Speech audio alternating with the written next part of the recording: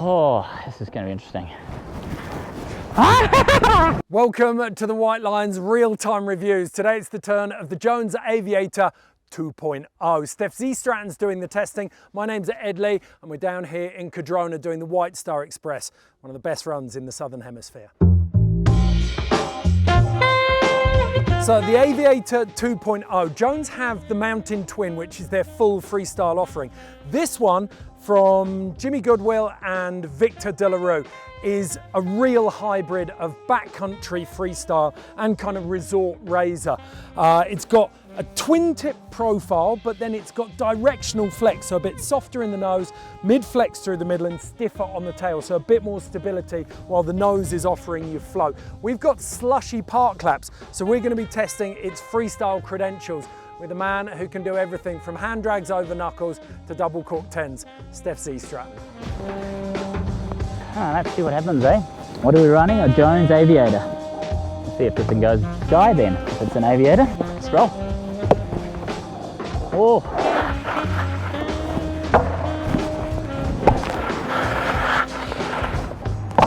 Phew. Whoa.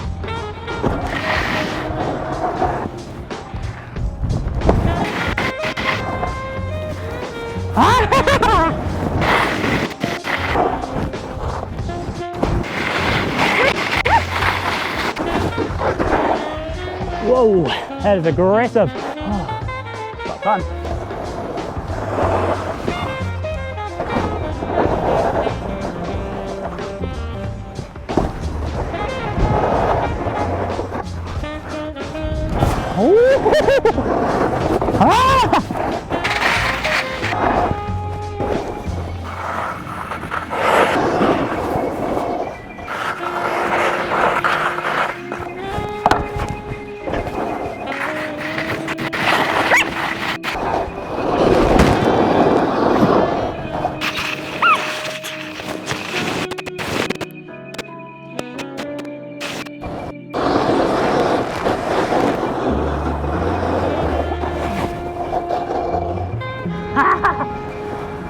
Oh, I get ya.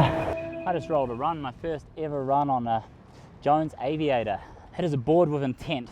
It is a freestyle fun board, but you need to ride it like you mean it. You point to somewhere and it'll go there. Super fun, aggressive, holds through crud amazingly, and hold a really nice line actually. You've got to ride this thing like you mean it. If you're a really relaxed rider and let the board do what it wants to do, I would say think of something slightly softer, but if you like to be in control and have a bit of fun and send it, this thing will go. Woo!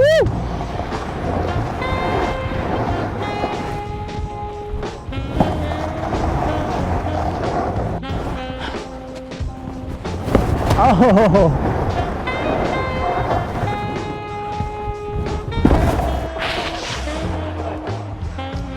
Oh, that pinged real early. Ew!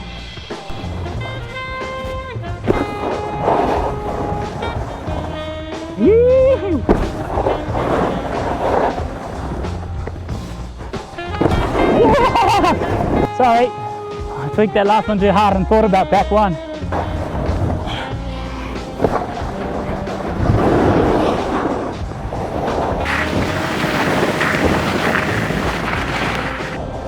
Right, good.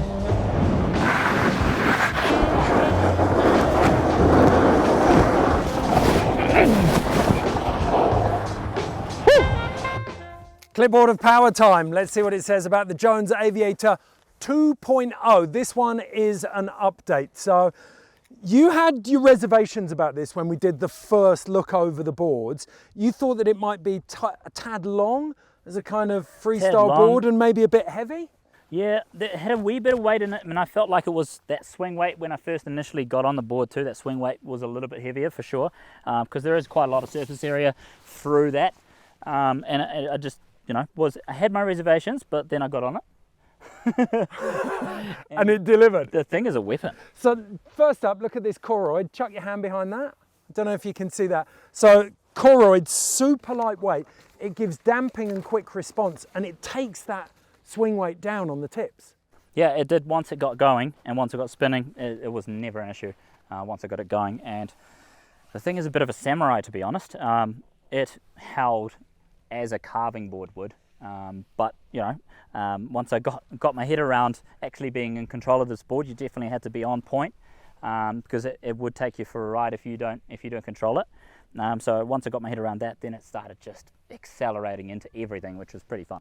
And you laughed at me when I said it's a directional twin. That's an oxymoron in some sense, until you realise outline shape is a twin, but the flex is directional. So you've got, I think, a softer nose, mid-flex, and then stiffer tail. So it will naturally sit up. And that's what Victor De Le Rue was going for with this board.